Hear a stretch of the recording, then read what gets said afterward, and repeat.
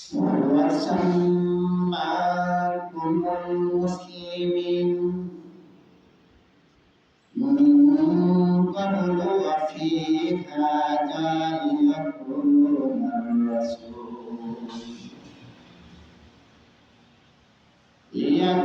الرسول شهيدا عليكم وتكونوا شهداء على الناس ويقيموا الصلاة وآتوا الزكاة واعتصموا بالله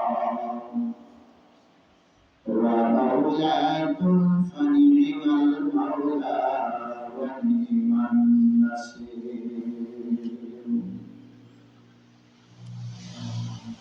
আমাদের পরিচয় আমরা হলাম মুসলিম।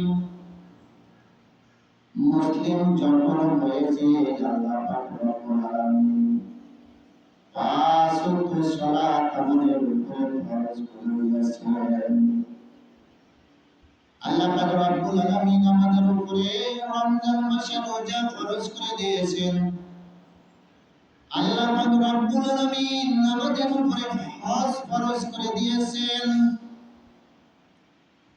আল্লাহ পাক রব্বুল আলামিন আমাদের উপরে যাকাত ফরজ করে দিয়েছেন।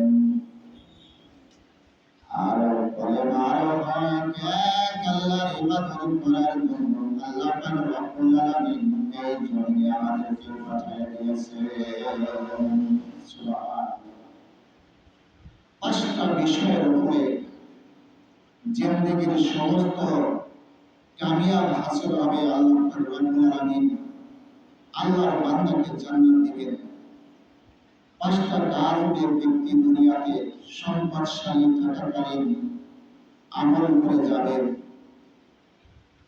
পবিত্র সালাত, রমজান মাসে রোজা,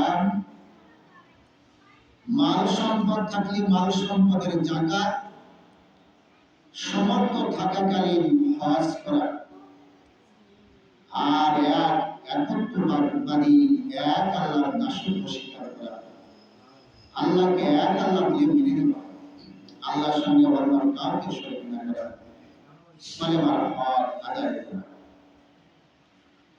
পাঁচটা বিষয়ের উপরে বান্দা যখন দুনিয়াতে চলতে পারবে আল্লাহ পাক রব্বুল আলামিন তাকে আল্লাহ পাক রব্বুল আলামিন আল্লাহর জান্নাতে প্রবেশ করাবেন।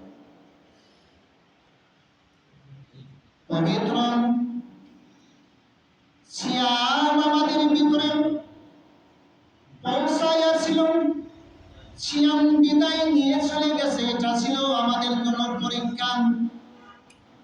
এরপর আল্লাহ পাক রব্বুল আলামিন আবার আরেকটা পরীক্ষার জন্য আমাদেরকে সামনে দাঁড় করেছেন। সামনে হলো আমাদের জন্য জিলহজের 10 তারিখ কুরবানি। এটাও তার বান্দার জন্য পরীক্ষা।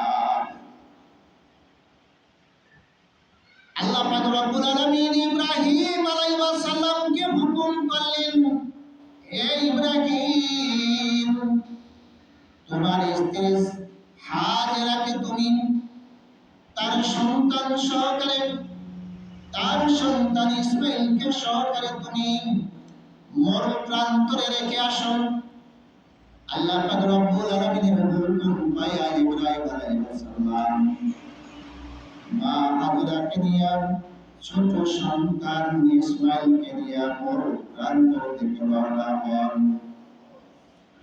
উটের উপরে আরোহণ, উট যেতে যেতে যেতে যেতে মক্কার নিকটবর্তী স্থানে পাশে উট দাঁড়িয়ে যায়। ওইখানে নামায় দেওয়া হয় মা হাজেরাকে এবং ছোট্ট সন্তান ইসমাইলকে নামায় দেওয়া হয়। নামায় দেয় নবী ইব্রাহিম। নবী ইব্রাহিম মুখখানা ফিরাইয়া রওনা হয়ে চলে আসতেছেন। এমন সময় মা হাজেরা পিছন থেকে ডাক দিয়ে বলেন, এ আমার প্রাণের স্বামী, এ আল্লাহর নবী, এ আল্লাহর খলিল, আপনি কার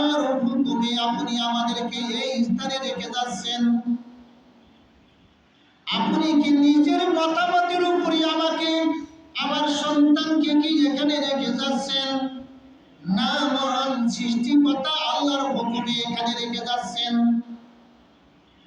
ইব্রাহিম আলাইহিস সালাম এবার পিছন দিকে তাকালেন, তাকায় বললেন, আমি তোমাকে মহান রবের হুকুম অনুযায়ী রেখে যাচ্ছি।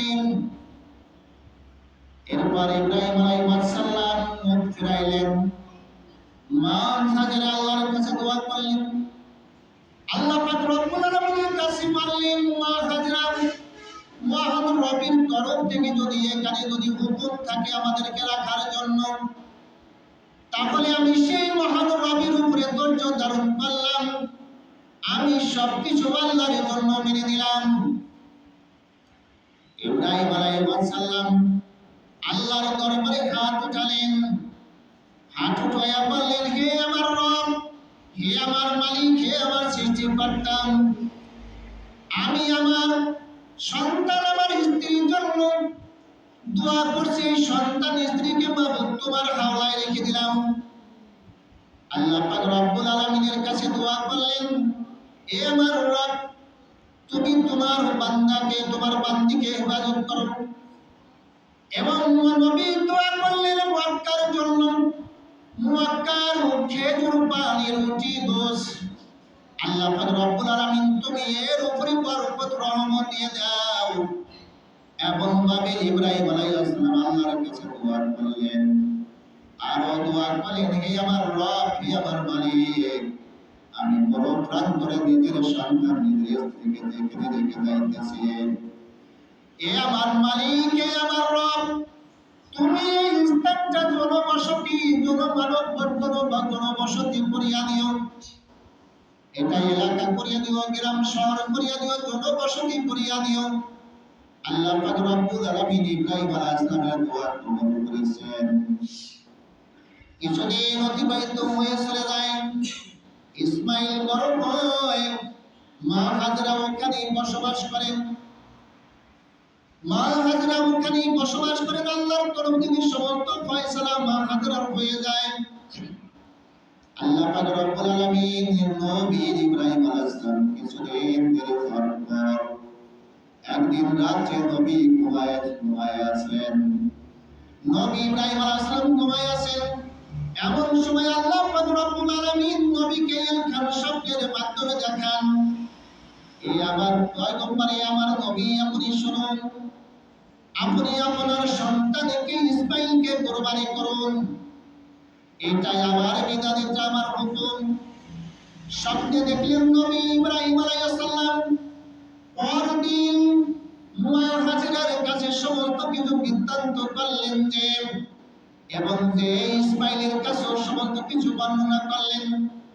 ইসমাইলকে বললেন, হে আমার প্রাণের সন্তান, আমি আল্লাহ পাক রব্বুল আলামিনের তরফ থেকে জানতে পেরেছি তোমাকে কুরবানি করার জন্য তোমার কি মতামত, তুমি বলো।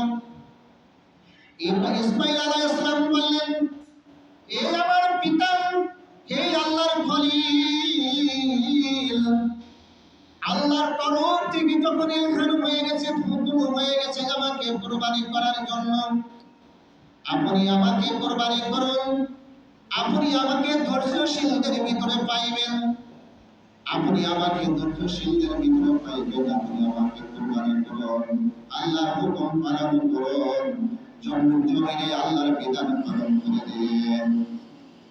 ইব্রাহিম আলাইহিস সালাম নবী ইসমাইলকে জমিনের উপরে শোয়াই দিলেন, শোয়াই দিয়ে চাকু চালাই দিলেন। আল্লাহ পাক রব্বুল আলামিন ডাক দিয়ে বলছেন আরশ থেকে, আমার আল্লাহ, হে জিবরাইল, যাও জান্নাত থেকে একটা দুম্বা নিয়ে যাও। জিবরাইল ফেরেশতা জান্নাত থেকে দুম্বা নিয়ে নবী ইব্রাহিমের কাছে হাজির হইয়া চাকু যখন গলায় চালাই দিবেন, এমন সময় জিবরাইল ফেরেশতা টান দিয়ে ইসমাইলকে সরায় দিলেন পাশে, সরায় দিয়া দুম্বাটা চাকুর নিচে ধরলেন, সাথে সাথে দুম্বাটা কুরবানি হয়ে যায়, জবাই হয়ে যায়। ইসমাঈল আলাইহিস সালাম পাশে দাঁড়িয়ে আল্লাহ পাক রব্বুল আলামিনের হামদ সানা করছেন। আল্লাহু আকবার, আল্লাহু আকবার, লা ইলাহা ইল্লাল্লাহ, আল্লাহু আকবার, আল্লাহু আকবার, ওয়া লিল্লাহিল হামদ। আল্লাহ মহান, আল্লাহ মহান। সমস্ত প্রশংসা আসমান জমিনের রবের জন্য, যিনি শিরক থেকে মুক্ত। আল্লাহ মহান, আল্লাহ মহান। ইব্রাহিম আলাইহিস সালাম এরপর নিজের চোখ খুলে দেখলেন ইসমাঈল পাশে দাঁড়ানো আল্লাহর হামদ সানা করেছিলেন। এরপর ইব্রাহিম আলাইহিস সালাম আল্লাহর কাছে শুকরিয়া আদায় করলেন, শুকরিয়া গুজার করলেন। আল্লাহ পাক রব্বুল আলামিন ডাক দিয়ে বললেন, এই আমার খলিল, আমি আপনার এই পরীক্ষায় আপনি জয়যুক্ত হয়েছেন, পাশ করেছেন, এটাই ছিল আমার পরীক্ষা। আল্লাহ পাক রব্বুল আলামিন তাই ইব্রাহিম আলাইহিস সালামকে ডাক দিয়ে বললেন, আপনি লোক জমিনের একমাত্র দিন সম্পূর্ণার্থী, এই জমিনের দিন একমাত্র ইব্রাহিম, ইব্রাহিম একমাত্র দিন, একমাত্র ইসলাম। আল্লাহ পাক রব্বুল আলামিন তাকে কবুল করেন। আজকে কুরবানি পৃথিবীতে আজ কুরবানি 10ই জিলহজ আল্লাহ পাক রব্বুল আলামিনের জমিনে আল্লাহর তরফ থেকে কুরবানি হবে। মানুষ এটা কুরবানি করবে, আল্লাহ পাক রব্বুল আলামিনের নৈকট্য হাসিল করবে। আল্লাহ পাক রব্বুল আলামিন আমাদেরকে এই সমস্ত দিনের মহান কাজগুলি করার তৌফিক দান করুন। সবাই আমিন। হাজিরা হজ করতে যাবে মক্কায় মদিনায়। রাসূল সাল্লাল্লাহু আলাইহি ওয়াসাল্লাম বলেন, আমার যে সমস্ত উম্মতেরা সমর্থ থাকাকালীন মক্কায় মদিনায় আসবে, আমার ঘর তেওয়াত করবে, মদিনায় আসবে, আমার রওজা জিয়ারত করবে, আমি নবী তার কথা সুপারিশ করার জন্য ওয়াজিব হয়ে যাব। সুবহানাল্লাহ। আল্লাহ রাসূল সাল্লাল্লাহু নবীজি আমার বলেন, সমর্থ থাকাকালীন এই জমিনে সমর্থ থাকাকালীন যে ব্যক্তি কুরবানি করবে না, কুরবানি করার মতো সমর্থ আছে, পশু কুরবানি করার মতো সমর্থ আছে, কিন্তু কুরবানি করবে না, আল্লাহ রাসূল সাল্লাল্লাহু আলাইহি ওয়াসাল্লাম নবী আমার বলেন, সে যেন ঈদগাহ ময়দানে না আসে। ঈদগাহ ময়দানে আসার তার কোনো প্রয়োজন নাই। ঈদের দিন ঈদগাহ ময়দানে আসার তার কোনো প্রয়োজন নাই। সে তো আমাদের ঈদগাহ ময়দানে না আসে, যে ব্যক্তি সমর্থ থাকাকালীন কুরবানি করবে না, সে তো আমাদের ঈদগাহ ময়দানে না আসে, তার ঈদগাহ ময়দানে আসার কোনো প্রয়োজন নাই। নবী করিম সাল্লাল্লাহু আলাইহি ওয়াসাল্লাম বলেন, একমাত্র বনি আদমের 10ই জিলহজ এর ভিতরে সবচেয়ে উত্তম ইবাদত হলো, বনি আদমের কাছে আল্লাহ পাক রব্বুল আলামিনের পছন্দনীয় ইবাদত হলো পশু জবাই করা, পশু কুরবানি করা, পশুর রক্ত ক্ষয় করা। আল্লাহ পাক রব্বুল আলামিন বলেন, আমার বান্দার পশুর রক্ত কুরবানি, পশুর রক্ত জমিনে পড়ার সাথে সাথে আমি রব্বুল আলামিন আমার বান্দার তাকওয়া কুরবানি আমি আল্লাহর দরবারে পৌঁছায় দেই। সুবহানাল্লাহ। আল্লাহ পাক রব্বুল আলামিনের কাছে দোয়া করব, আল্লাহ আমাদের সবাইকে পবিত্র হজ মক্কা মদিনা যাওয়ার তৌফিক দান করেন। আমিন। আল্লাহ তাআলা আমাদের দুনিয়াতে বেশি বেশি নেক আমল করার তৌফিক দান করেন। আমিন।